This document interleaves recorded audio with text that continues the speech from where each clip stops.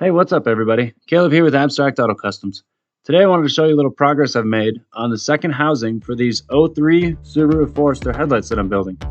I've been doing everything by hand and making thousands of tiny little crystals out of acrylic rods, tubes, cones, etc. in all different shapes and sizes, and kind of making a bed of crystals out of them. I'm backlighting them with some 2835 cool white LEDs, which are on super bright LED drivers, so they kind of flash and fade and kind of have a twinkle effect in the crystals. These are all also going to be on DRL switchback drivers, so these crystals are the new DRLs for the car. And then I'm adding in some high-powered amber lenses later on for the new turn signals, and everything will switch back. So stay tuned for that video as well. If you like what you see, I'd appreciate it. You know what to do. Thanks. Have a great day.